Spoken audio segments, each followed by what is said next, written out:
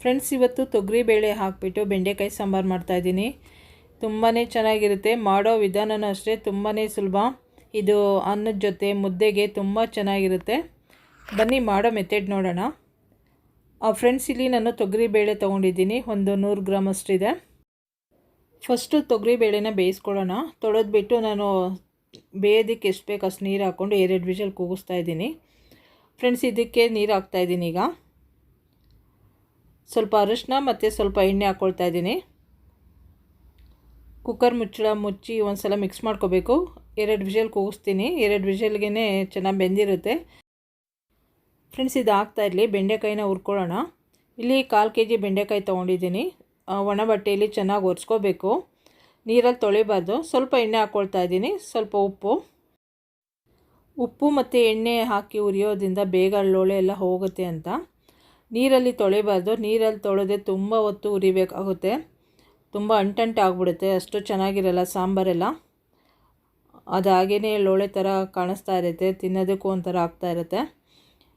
ಉಪ್ಪು ಮತ್ತು ಎಣ್ಣೆ ಹಾಕ್ಕೊಂಡು ಹುರ್ಕೊಳ್ಳೋದ್ರಿಂದ ತುಂಬ ಚೆನ್ನಾಗಿರುತ್ತೆ. ಬೇಗ ಹೋಗ್ಬಿಡುತ್ತೆ ಲೋಳೆ ಎಲ್ಲ. ಲೈಟಾಗಿ ಹುರ್ಕೊಂಡ್ರೆ ಸಾಕು. ಫ್ರೆಂಡ್ಸ್, ಆಗಿದೆ ನೋಡಿ.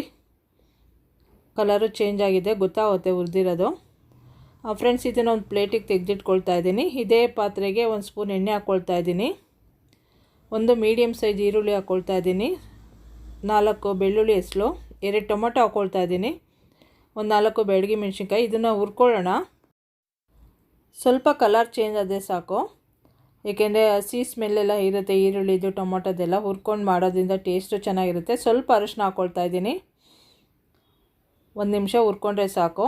ತುಂಬ ಚೆನ್ನಾಗಿ ಬರುತ್ತೆ ಫ್ರೆಂಡ್ಸ್ ಈ ಸಾಂಬಾರು. ಒಂದು ಸಲ ಟ್ರೈ ಮಾಡಿ.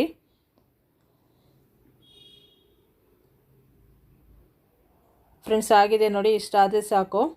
ಫ್ರೆಂಡ್ಸ್, ಇದಕ್ಕೆ ಹಸಿ ತೆಂಗಿನಕಾಯಿ ತುರಿ ಹಾಕ್ತಾಯಿದ್ದೀನಿ. 3 ಟೀ ಸ್ಪೂನ್ ಅಷ್ಟು ಹಾಕ್ತಾಯಿದ್ದೀನಿ. ಸಾಕು 3 ಟೀ ಸ್ಪೂನ್ ಆದರೆ, ಇಲ್ಲಾಂದರೆ ಮಸಾಲೆ ಜಾಸ್ತಿ ಆಗಿಬಿಡುತ್ತೆ. ಸುಮ್ಮನೆ ಅದು ಬಿಸಿಗೆ ಮಿಕ್ಸ್ ಮಾಡಿಕೊಂಡ್ರೆ ಸಾಕು. ಇದೇನು ಉರಿಬೇಕಂತೇನಿಲ್ಲ. ಇಲ್ಲಿ ಸಾಂಬಾರು ಪುಡಿ ಹಾಕ್ತಾಯಿದ್ದೀನಿ. 1/4 ಟೇಬಲ್ ಸ್ಪೂನ್ ಅಷ್ಟು ಹಾಕ್ಕೊಳ್ತಾ ಇದ್ದೀನಿ. ನಿಮ್ಮ ಮನೇಲಿ ಯಾವುದಿದೆಯೋ ಅದು ಯೂಸ್ ಮಾಡ್ಬೋದು. ಇದನ್ನು ಮಿಕ್ಸ್ ಮಾಡ್ಕೊಳ್ಳೋಣ. ತೆಂಗಿನಕಾಯಿ ಸಾಂಬಾರು ಪುಡಿ ಯಾವುದು ಉರಿತಾ ಇಲ್ಲ. ಬಿಸಿಗೆ ಮಿಕ್ಸ್ ಮಾಡ್ತಾಯಿದ್ದೀನಿ. ಸ್ವಲ್ಪ ಕೊತ್ತಂಬರಿ ಸೊಪ್ಪು ಹಾಕ್ಕೊಂಡು ಸ್ವಲ್ಪ ನೀರು ಹಾಕ್ಕೊಂಡು ರುಬ್ಕೊಳ್ಳೋಣ. ಫ್ರೆಂಡ್ಸ್, ಇಲ್ಲಿ ಬೇಳೆನೂ ಚೆನ್ನಾಗಿ ಬೆಂದಿದೆ ನೋಡಿ. 2 ವಿಷಲ್ಗೆ ಚೆನ್ನಾಗಿ ಬೆಂದಿದೆ. ಸ್ವಲ್ಪ ಮ್ಯಾಶ್ ಮಾಡ್ಕೊಳ್ತಾ ಇದ್ದೀನಿ. ಸ್ವಲ್ಪ ಮ್ಯಾಶ್ ಮಾಡಿದರೆ ಸಾಂಬಾರು ಚೆನ್ನಾಗಿ ಬರುತ್ತೆ. ಸ್ವಲ್ಪ ಗಟ್ಟಿಯಾಗುತ್ತೆ ಅಂತ. ಫ್ರೆಂಡ್ಸ್, ಇಲ್ಲಿ ಒಂದು ಪಾತ್ರೆ ಇಟ್ಕೊಂಡಿದ್ದೀನಿ. ಇದಕ್ಕೆ 1 ಟೇಬಲ್ ಸ್ಪೂನ್ ಅಷ್ಟು ಎಣ್ಣೆ ಹಾಕ್ಕೊಳ್ತಾ ಇದ್ದೀನಿ. ಸಾಸಿವೆ ಮತ್ತು ಕರಿಬೇವು ಹಾಕ್ಕೊಳ್ತಾ ಇದ್ದೀನಿ. ಈಗ ಬೆಂಡೆಕಾಯಿ ಹಾಕ್ಕೊಳ್ತಾ ಇದ್ದೀನಿ. ಹುರಿದು ಇಟ್ಕೊಂಡಿದ್ನಲ್ಲ ಬೆಂಡೆಕಾಯಿ ಹಾಕ್ಕೊಂಡು 1 ಸೆಕೆಂಡ್ ಅದು ಎಣ್ಣೆಲೆ ಮಿಕ್ಸ್ ಮಾಡ್ಕೊಳ್ಳೋಣ. ಫ್ರೆಂಡ್ಸ್, ಈಗ ರುಬ್ಬಿರೋ ಮಸಾಲೆ ಹಾಕ್ಕೊಳ್ತಾ ಇದ್ದೀನಿ. ಫ್ರೆಂಡ್ಸ್, ಮಸಾಲೆ ಹಾಕಿದ ಮೇಲೆ ಒಂದು ಸಲ ಮಿಕ್ಸ್ ಮಾಡಬೇಕು. ಏಕೆಂದರೆ ಗಟ್ಟಿ ಮಸಾಲೆ ಇರುತ್ತೆ, ಸಿಡಿತಾ ಇರುತ್ತೆ ಆ ಕಡೆ ಈ ಕಡೆ ಎಲ್ಲ. ಫ್ರೆಂಡ್ಸ್, ಈಗ ಬೇಯಿಸಿಟ್ಕೊಂಡಿದ್ನಲ್ಲ ತೊಗರಿ ಬೇಳೆ ಅದನ್ನು ಹಾಕ್ತಾಯಿದ್ದೀನಿ. ಆ ಜಾರ್ಗೆ ನೀರು ಸೇರಿಸಿ ಹಾಕ್ತಾಯಿದ್ದೀನಿ. ಏಕೆಂದರೆ ಅದರಲ್ಲೂ ಮಸಾಲೆ ಇತ್ತು.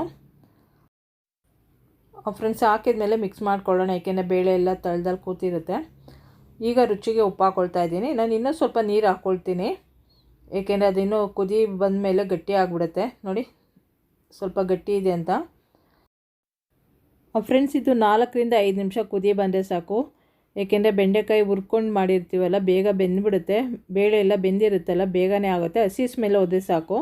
ಏಕೆಂದರೆ ಅದು ಮಸಾಲೆ ಎಲ್ಲ ಹಾಕಿರ್ತೀವಲ್ಲ, ಆ ಸ್ಮೆಲ್ಲೆಲ್ಲ ಹೋಗಬೇಕು. ಒಂದು 5 ನಿಮಿಷ ಆದರೂ ಬೇಕು.